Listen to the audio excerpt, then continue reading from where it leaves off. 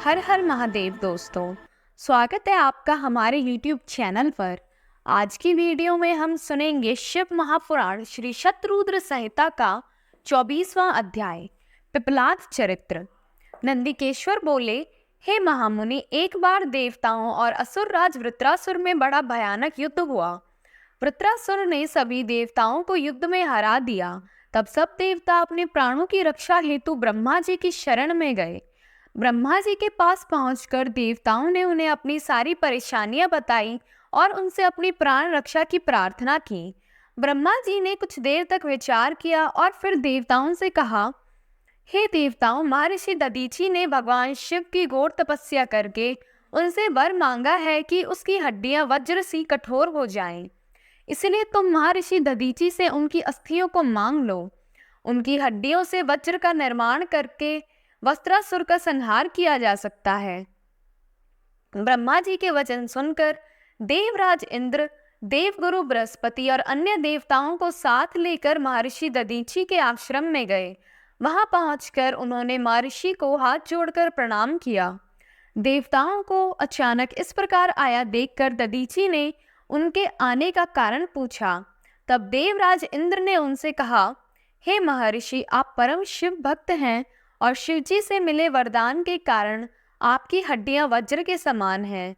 मुनि, हमें अपनी अस्थियां दान करके हमारी रक्षा करें, क्योंकि वृत्रासुर का वध तभी संभव हो सकेगा। महर्षि दधीचि ने मन ही मन सोचा कि परोपकार से बड़ा कोई दूसरा कार्य नहीं है। तब देवताओं का कार्य सिद्ध करने हेतु उन्होंने भगवान शिव का स्मरण करते हुए अपने शरीर को त्याग दिया। देवता उन पर पुष्प वर्षा करने लगे। जब इंद्र को ज्ञात हुआ कि महर्षि ने अपने प्राणों को त्याग दिया है, तो उन्होंने कामधेनु द्वारा महर्षि दधीचि की सब अस्थियां निकाल ली और वे अस्थियां त्वष्टा को देकर उससे वज्र का निर्माण कराने के लिए कहा। देवराज इंद्र की आज्ञा से त्वष्टा देवताओं के शिल्पी विश्वकर्मा के पास गए और उनसे अस्थियों का सुदृढ़ वज्र बनाने के लिए कहा। विश्वकर्मा ने दधीचि की अस्थियों से वज्र का निर्माण किया। इस प्रकार महर्षि दधीचि की अस्थियों से निर्मित वज्र को पाकर देवराज इंद्र बहुत प्रसन्न हुए और असुर राज वृत्रासुर का वध करने के लिए चल दिए। उन्होंने युद्ध भूमि में जाकर वृत्रासुर को ललकारा और अपने वज्र से उस पर कठोर प्रहार कर उसे किसी पर्वत की भांति खंड खंड कर डाला। वृत्रासुर के मरते ही देवताओं की प्रसन्नता की कोई सीमा न रही। वे उत्सव करने लगे, चारों ओर मंगल गान होने लगे तथा देवता इंद्र की स्तुति करने लगे। उधर दूसरी ओर जब महर्षि दधीचि की पत्नी सुरवचा घर के सारे काम पूरे करके बाहर आई तो अपने पति को न देखकर सशंकित हो उठी। देवता भी वहां नहीं थे। उसे निश्चय हो गया कि उसके पति के साथ देवताओं ने छल किया है। सुव्रचा ने देवताओं को कोसते हुए पशु बनने का शाप दे दिया। अपने मृत पति के पास जाने हेतु सुव्रचा ने जब चिता में प्रवेश करना चाहा, तभी आकाशवाणी हुई, हे प्राज्ञ, तुम ऐसा मत करो, क्योंकि तुम्हारे उदर में महर्षि का तेज विद्यमान है। शास्त्र कहते हैं कि गर्भवती स्त्री को सती नहीं होना चाहिए। आकाशवाणी सुनकर सुव्रचा आश्चर्यचकित हो गई। उसने वहीं पड़ा हुआ एक पत्थर उठा लिया, जिससे अपना गर्भ विदीर्ण कर दिया।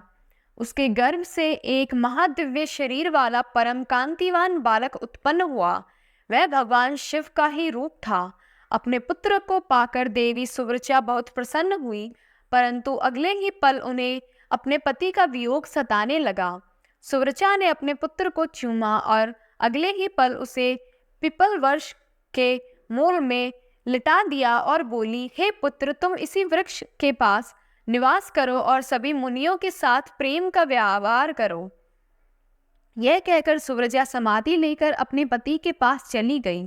देवी सुव्रचा समाधि लेकर शिवलोक पहुंची और अपने पति के साथ आनंद पूर्वक निवास करने लगी।